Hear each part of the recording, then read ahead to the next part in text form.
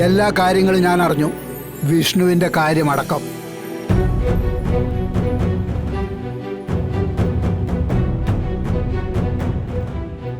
നീ എന്തുകൊണ്ടാ എല്ലാവരിൽ നിന്നും അത് മറച്ചു വെച്ചത്?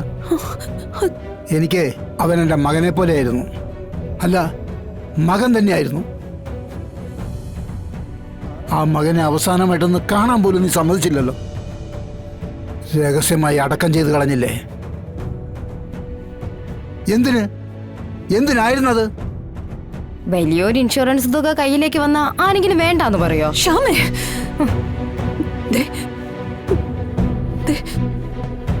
നിങ്ങൾ ഈ പറയുന്നത് പാപോ? വിഷ്ണുവേട്ടന്റെ ജീവിതത്തിൽ സംഭവിച്ച ദുരന്തത്തിന് വിഷ്ണുവേട്ടൻ തന്നെയാ കാരണം. ഈ വിവരങ്ങൾ ഒരാളെ അറിയിക്കരുതെന്ന് വിഷ്ണുവേട്ടൻ തന്നെയാ പറഞ്ഞേൽപ്പിച്ചിട്ടുണ്ടായിരുന്നത്. ഞാൻ പോലും അറിയുന്നത് എല്ലാം കഴിഞ്ഞതിന് ശേഷം. നീ പറയുന്നതൊക്കെ ഞങ്ങൾ എങ്ങനെ വിശ്വസിക്കും? ശാരികയുടെ കുഞ്ഞിനെ ആർക്കോ കൊണ്ടുപോയി കൊടുത്തിട്ട് അവൾക്ക് മുന്നിൽ സ്വന്തം കുഞ്ഞാണെന്ന് പറഞ്ഞ് വേറെ ഏതോ കുഞ്ഞിനെ കൊണ്ട് കാണിച്ചില്ലേ നീ? ഇത്രയും ക്രൂരതയോടെ ചിന്തിക്കാൻ നിനക്ക് മാത്രമേ കഴിയൂ. ഈ വീട്ടിൽ നിനക്ക് കയറാൻ പറ്റില്ല. മക്കൾ വേണേ ഇവിടെ നിന്നോട്ടെ, പക്ഷെ നീ അത് ഞാൻ സമ്മതിക്കില്ല. അല്ല, അങ്ങനെ പറഞ്ഞാൽ എങ്ങനെയാ? ഇവിടെ ശാലിനി നിൽക്കും, കുഞ്ഞുങ്ങൾ നിൽക്കും. ഇത് ശാലിനിക്കൂടെ അവകാശപ്പെട്ട വീടല്ലേ? ഇതൊക്കെ പറയാൻ നീ ആരടാ? ഇതെന്റെ കുടുംബത്തെ കാര്യ. ഒരു ബന്ധുവില്ലാത്ത നീ ബന്ധുവും പറഞ്ഞേ ഇവിടെ പിന്നാലെ നടന്നാ മതി.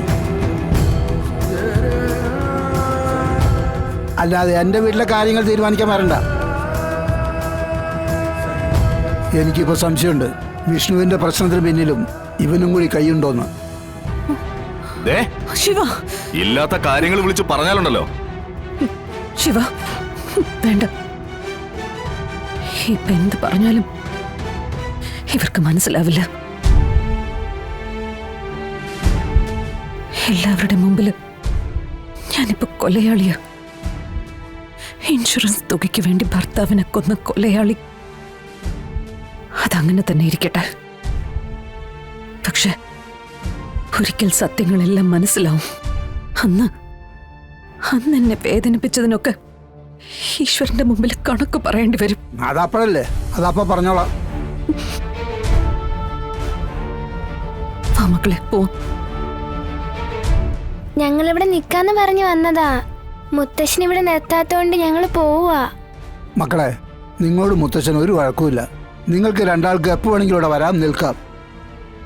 പക്ഷേ നിങ്ങളുടെ അമ്മ ഇവിടെ നിർത്താൻ പറ്റില്ല. വേണ്ടച്ചാ, എന്റെ കുട്ടികളല്ലേ. ഞാൻ കള്ളിയാണെന്നല്ലേ പറഞ്ഞേ? വിശ്വാസവഞ്ചനക്കാരി. ഞാൻ അങ്ങനെയൊക്കെ ആണെങ്കിൽ എന്റെ ഒരംശം എന്റെ കുട്ടികളിലും കാണാതിരിക്കില്ലല്ലോ. അത് പിന്നെയും നിങ്ങളുടെ കുടുംബത്തിന് നാണക്കേടുണ്ടാക്കുന്ന കാര്യ. അതുകൊണ്ട് ഞാൻ എന്റെ മക്കളെയും കൊണ്ട് പോവാ.